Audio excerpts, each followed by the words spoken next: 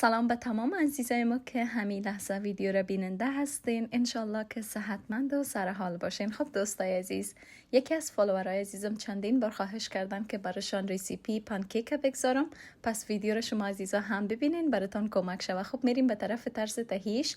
با یک دانه تخم مرغ ضرورت داریم، همراه با نصف قاشق چایخوری وانیل. در 1 دقیقه تخم و وانیل را به هم بزنین که این شکل را به خود بگیره. در ادامه هم میبینین که از 2.5 قاشق غذاخوری شکر استفاده کردیم. باز هم برای 2 دقیقه به هم بزنین که دانه های شکر کاملا حل شود و 1 قاشق چای خوری به خاطر خوش رنگ شدن پنکیک های ما از عسل استفاده میکنیم و در ادامه هم به اندازه 3 قاشق غذاخوری روغن استفاده بکنین، همراه با 1 گلاس شیر که به درجه هوای خانه باشه. این دو مواد خود را هم خوب مخلوط بسازین و حالا میتونین که 1 گلاس آرد استفاده بکنین، همراه با 1 قاشق چای خوری بیکینگ پاودر، همراه با نوک قاشق نمک استفاده بکنین و باز هم تمام موادهای خود را خوب مخلوط بسازین.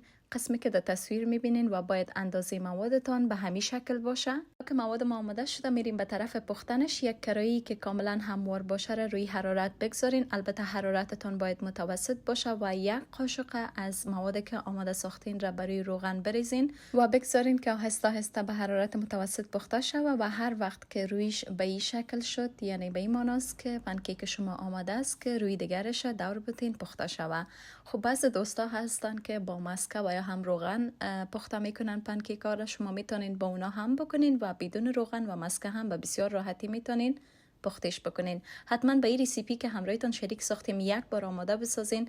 مطمئن هستم که بسیار زیاد خوشتان میاد، چون این قسم بسیار خوشمزه میاد. خب میبینین که پنکیک ما هم چقدر خوش رنگ خوبش پخته شده و این رویش هم میبینین چقدر خوبش پخته شده.